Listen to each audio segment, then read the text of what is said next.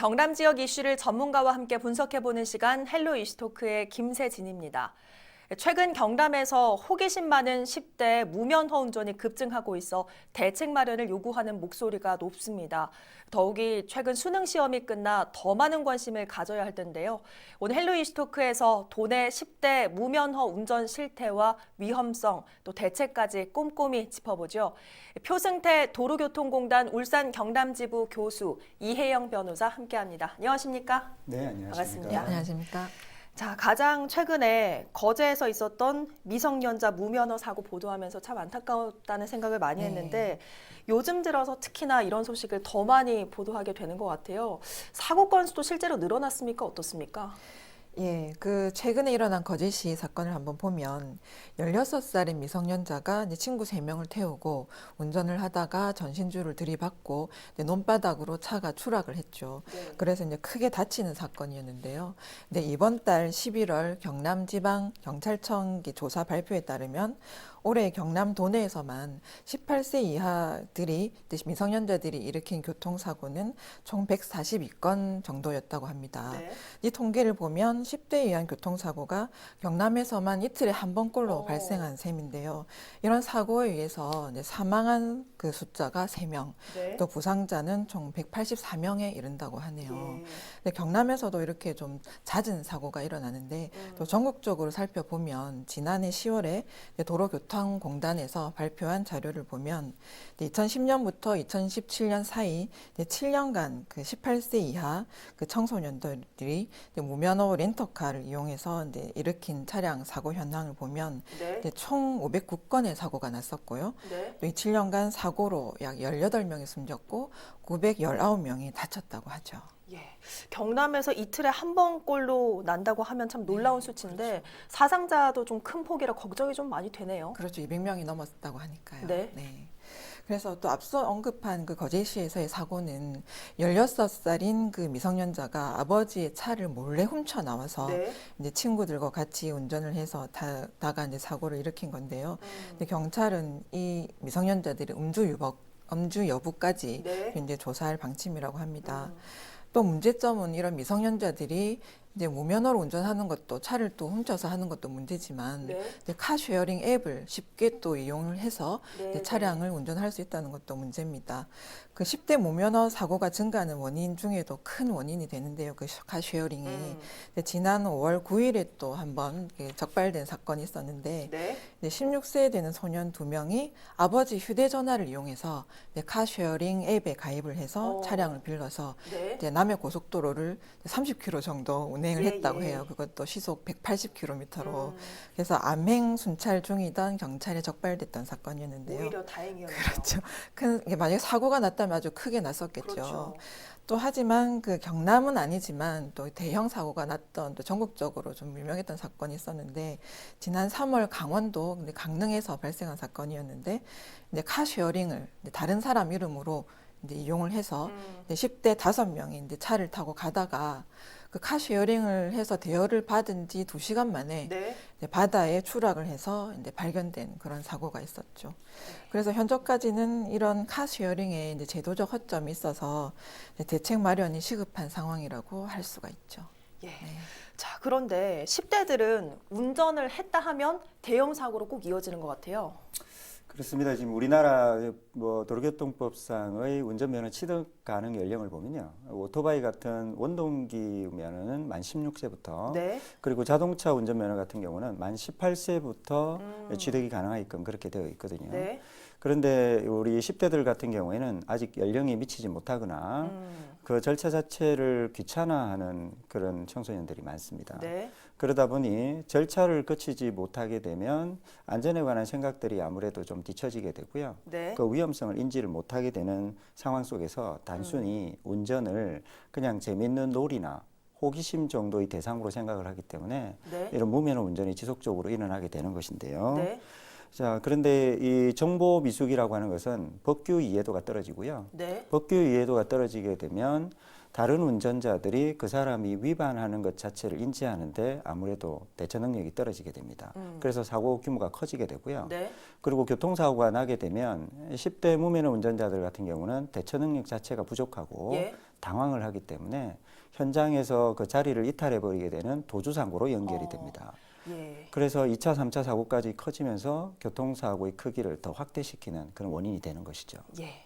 자, 이번에는 근본적인 원인을 좀 분석해 봐야 될 텐데, 일단은 10대들이 비교적 쉽게 운전대를 잡을 수 있는 상황에 놓이는 게 가장 큰 문제인 것 같아요. 앞서도 좀 짚어주셨지만 카쉐어링 문제가 좀 대두되고 있죠.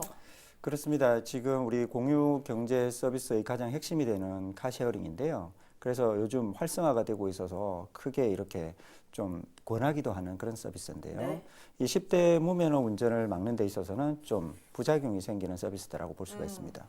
보통 렌트카 같은 경우는 대면식의 확인을 합니다. 네. 신분 확인도 하고 면허에 대한 결격이 있는지도 확인을 해서 대여를 해주는 반면에 카쉐어링은 비대면식이거든요. 맞습니다. 그래서 최초로 온라인으로 등록을 할 때 문제가 없으면 더 이상 그 뒤의 문제를 묻지를 않습니다. 네. 근데 10대들 같은 경우는 면허가 없어서 등록이 되질 않는데 보통은 제일 많이 도용되시는 분들이 부모님들이거든요. 예, 부모님의 명의를 가지고 부모님의 휴대폰으로 카쉐어링 업체 등록을 하고 아이디를 발급받은 다음에 그 아이디를 다음에 이 10대들이 또 도용을 해서 네. 쉽게 차량을 카쉐어링 서비스를 받게끔 되기 때문에 이제 무면허 운전을 지속적으로 일어나게 하는 하나의 큰 원인으로 자리를 잡았다 이렇게 볼 수가 있는 것이죠. 예. 자, 비대면이라는 이런 부분이 카쉐어링의 허점이 될 수도 있을 것 같아요. 그렇죠. 그 렌터카 카쉐어링에 의해서 발생되는 그 교통사고들은 그 무면허 운전이나 명의도용 등의 그 부적격한 운전자에 의한 사고가 이제 많이 일어나서 문제가 되는데요. 네. 특히 이런 카쉐어링은 비대면으로 본인 인증이 이루어지니까 큰 문제가 되는 겁니다. 휴대폰 인증을 받고 또 운전면허증의 정보만 제공하면 본인 인증이 되니까 운전면허 그 발급을 받지 못하는 미성년자들이 이제 아까 교수님께서 말씀하셨듯이 부모님이나 주변 성인의 휴대폰과 운전면허증을 이용해서 쉽게 카쉐어링을 받을 수 있게 된다는 것인데요. 네. 이에 대한 대책으로 기존 휴대폰 인증 절차와 더불어서 화상 통화를 직접 해서 네. 누가 차를 빌려갈 건지 이제 어. 그 사주가 확인할 수 있도록 하는 절차도 좀 필요하겠고요. 네. 또 생체 인식 등 이제 그 홍채나 지문 인식 이런 것들을 좀 활용을 해서 네. 이제 본인이 맞는지 그 운전자가 그 면허증과 면허증에 있는 그 소지자와 이제 동일한 사람인지 좀 확인할 수 있는 뭐 그런 방법들도 필요하겠고요. 네. 또 제가 생각해 본 것들도 있는데 운전면허증을 이렇게 얼굴 옆에 들고 사진을 찍어서 사주에 아. 전송을 하면 아 맞구나라고 또 인증이 되는 그런 방법도 한번 생각해 볼 수도 있을 것 같습니다. 네, 그렇네요. 자, 아무튼 국토부는 뭐 나름대로 10대 무면허 운전을 막기 위한 방안들을 좀 마련을 했다고 하는데 어떤 겁니까? 네, 앞서 그 국토교통부는 지난 2017년에 대책을 한 2가지 정도 마련을 했다고 하는데요. 네. 그 무면허 카쉐어링을 방지하고 또 10대들의 그 불법 이용을 방지하기 위해서 이제 내놓은 방안이 여객 자동차 운수 사업법을 이제 개정을 해서 이제 업체가 카쉐어링 운전자들의 운전 자격을 확인하도록 의무화했습니다. 네. 그 방법이 뭐냐면 이제 면허증을 소지자가 맞는지 네. 확인하는 것이고 그 확인을 위해서 운전면허 정보 조회 시스템을 이제 구축했던 것이었고요. 또 그리고 본인 인증을 또 그 절차를 거치기 위해서 휴대폰으로 하는 휴대전화 본인 인증을 또 의무화하기도 했는데 네. 그렇지만 지금 와서 보니까 네. 또 10대들이 부모님이나 이제 주변 지인들의 그 성인들의 휴대폰이나 운전면허증을 이제 도용을 해서 쉽게 또 그 앱을 통해서 카쉐어를 이용할 수 있기 때문에 좀 문제점은 아직 남아 있다고 봐야 되는 것이죠. 예, 이게 뭐 국토부뿐만 아니라 지자체, 여러 관련 기관, 또 지역의회에서도 조례를 제정하든지 뭐 다각도의 방안을 좀 마련하는 게 필요해 보이거든요. 그렇습니다. 현재까지도 이제 카쉐어링 이 서비스 같은 경우는 문제점이 많이 발견이 됐죠. 네. 그래서 그때그때마다 조금씩 도용을 차단할 수 있는 방법들을 제도화시키고 기술적 방법들을 계속 연구를 하고 실행에 옮기고 있는데요. 네. 여전히 이것을 완전히 해결한다라는 것은 법적 체계만으로는 좀 불가능한 것이 현실이긴 합니다. 네. 그래도 그때그때 문제가 생길 것을 대비를 하거나 발생이 됐을 때 국토부나 우리 지자체 같은 경우는 제도나 조례를 통해서 그런 것을 즉시 차단할 수 있도록 혹은 예방할 수 있도록 하는 제도들을 먼저 정비하는 것이 제일 중요할 것이고요. 네. 그리고 우리 도로교통공단이나 교육청처럼 교육을 이렇게 지금 현재 관할하고 계시는 기관에서는 지금 현재보다도 훨씬 더 좀 철저하고 강화된 좀 맞춤식 교육이 이루어질 수 있도록 좀 더 역량을 발휘해서 지원을 해주시는 것이 앞으로 우리 청소년들이 무면허 운전을 하는 방법에 있어서 잘못된 선택을 하지 않도록 이런 것들을 막을 수 있는 좋은 방법이 아닐까 생각을 해봅니다. 네, 말씀을 좀 들어보니까 교육청 차원의 교육도 분명히 좀 필요할 것 같네요. 자, 그러면 카쉐어링 외에 또 다른 10대 무면허 운전의 원인, 뭐를 좀 꼽을 수 있을까요?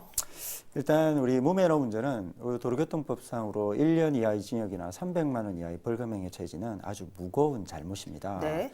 그래서 이런 큰 처벌을 함에도 불구하고 10대 운전자들이 무면허 운전에 쉽게 노출되는 이유는요.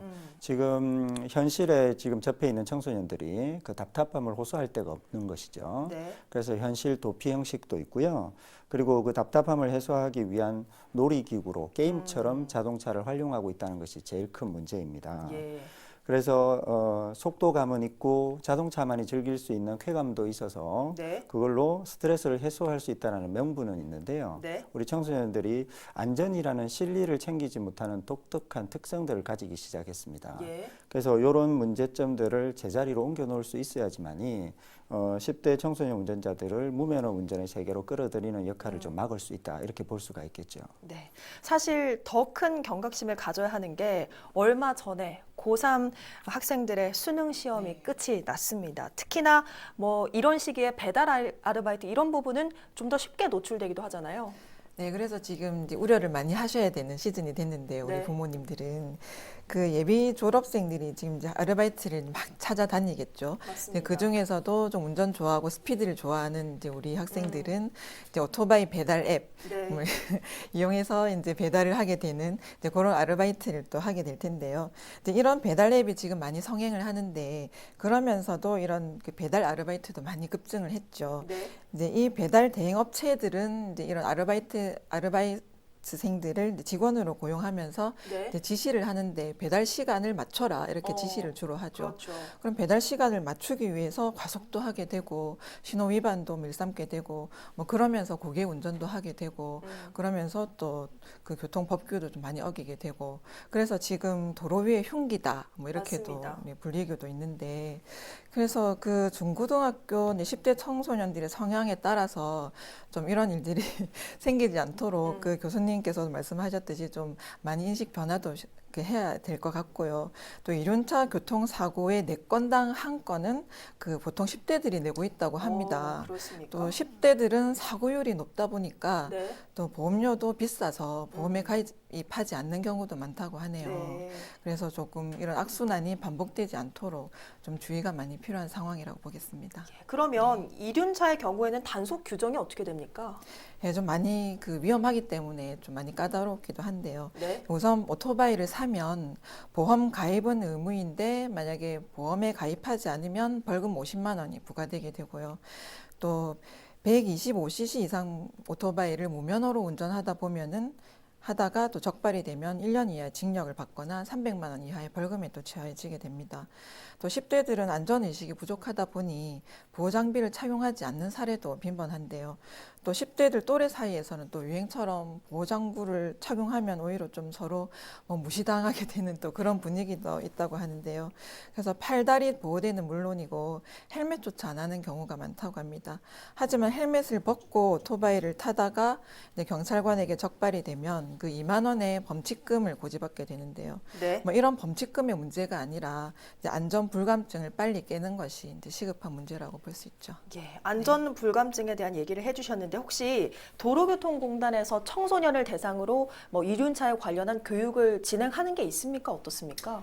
지금 현재 도로교통공단은 교통안전교육에 있어서 법정 교육을 진행을 하고 있는데요. 네. 아쉽게도 이륜차 같은 경우는 법제화되어 있지 못한 교육입니다.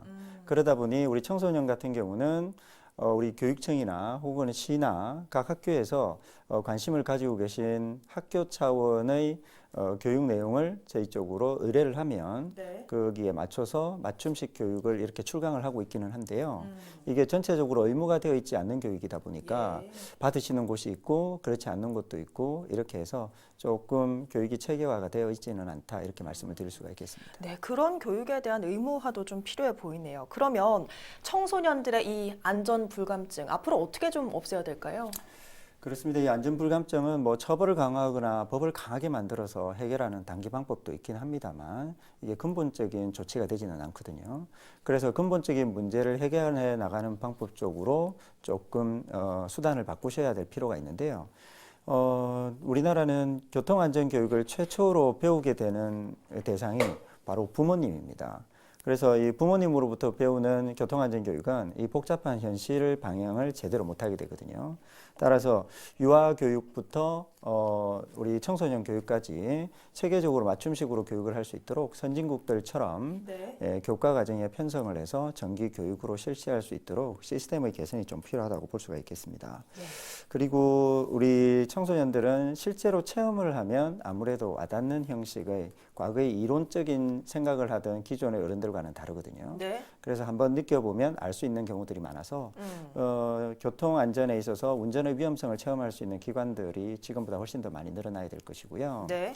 그리고 끌어넘치는 열정을 음성적으로 이렇게 무면으로 풀 것이 아니고 양성화시킬 수 있도록 소형 카트 자동차 경기장과 같은 이런 스포츠 쪽으로 유도를 해서 네. 이 양성화하는 그러한 운전을 앞으로도 계속 개발해 나가는 것이 우리 10대 무면허 운전자를 줄이고 안전한 운전이 될 수 있는 방법이라고 할 수 있겠습니다. 예. 아무튼 뭐 근본적인 원인을 해결하기 위해서는 청소년들의 안전 불감증을 해소하는 게 가장 먼저일 텐데 말씀해주신 교육들이 아직 법적으로 의무화가 되지 않다고 하는데 이런 부분을 좀 앞으로는 의무화하는 것도 중요해 보이죠? 어떻습니까? 그러니까 지금 그 청소년들은 이제 교육을 받지 않았기 때문에 이제 운전을 하다가 사고가 나면 어떤 법규를 어기게 되고 어떤 처벌을 받게 된다는 그런 법적인 절차, 그 효과 이런 부분에 대해서도 잘 알지 못하기 때문에 네. 무모하게 막 헬멧도 쓰지 않고 이제 과속하고 신호 위반을 하게 되는 것이라고 맞습니다. 보여지거든요. 그래서 좀 법제화해서 좀 교육도 의무적으로 학교에서도 성교육하듯이 이제 교통교육도 해주고 또 형사 미성년자에 대한 문제도 조금 제도적으로 더 해결해야 될 필요가 있다라고 생각됩니다. 예. 아무튼 지금 이 시기가 수능이 막 끝난 시기인 만큼 카쉐어링, 또 렌트카, 청소년 음주, 또 10대 무면허 운전사고로 유발할 수 있는 많은 요인들에 노출돼 있습니다. 빠른 예방, 또 빠른 대책을 마련하는 게 가장 중요한 시점인 것 같아요. 맞습니다. 지금 수능을 마친 수험생들 같은 경우는 이제 연령이 대부분 운전면허를 취득할 수 있는 연령을 다 넘어섰다고 볼 수가 있거든요. 네. 그래서 지금 시기가 면허에 대한 취득이나 공부를 할 수 있는 좀 최적의 위치에 와 있다라고 볼 수가 맞아요. 있습니다. 그래서 심적으로, 시간적으로 여유가 있을 때 네. 정상적인 과정을 거쳐가면서 운전이 어떤 것이고 법규는 무엇이고 실제 운전을 하면서 어떻게 운전을 해야 되고 위험한 것인지를 체계적으로 하나씩 밟아가면 무면허 운전에 관한 유혹도 떨쳐 있을 뿐만 아니라 교통 안전에 있어서 젊은 시절부터 그 의지를 확고히 할 수 있는 그런 개념이 생기게 됩니다. 그리고 이제 이걸 우리 청소년들한테만 또 맡길 것이 아니고요. 이런 여건들을 만드는 업체들도 좀 이렇게 주의를 하셔야 될 사항들 몇 가지만 말씀을 드리면 네. 렌트카 같은 경우는 앞서 말씀드리기를 대면 형식이라고 말씀을 드렸기 때문에 문제가 없다라고 생각되시는 경우들도 있는데 네. 최근 들어서는 일부 어른들이 정상적으로 대여한 렌트카를 면허가 없는 10대에게 아주 고가의 값으로 재렌트를 하는 사례들이 자꾸 일어나고 있습니다. 네. 그래서 렌트카 업체들은 이러한 사항이 없도록 모니터링을 좀 많이 신경을 쓰셔야 될 네. 것이고요. 그리고 카쉐어링 업체들 같은 경우는 법이 완전히 구축될 때까지를 좀 기다리지 마시고 이 모형이 도용을 차단할 수 있는 자체적인 시스템에 관한 투자들도 계속 이루어지는 것이 앞으로 10대 위험 운전을 막을 수 있는 방법입니다. 그리고 마지막으로 지금 이 시기에는 우리 수험생들이 일탈을 많이 할 수 있는 시기죠. 네. 음주운전, 무면허. 그래서 경찰들 입장에서도 계도하고 단속하는 일이 좀 중요하겠습니다. 네, 알겠습니다. 10대 청소년의 일탈은 이 시대 어른들에게도 일부 책임이 있습니다. 책임감을 갖고 문제를 인식하는 자세가 필요한 때입니다. 공권력의 효율적인 규제가 뒤따라서 더 이상은 10대의 안타까운 사고 소식 들리지 않길 바랍니다. 오늘 헬로 이슈 토크 여기서 마칩니다. 함께해 주신 여러분 고맙습니다.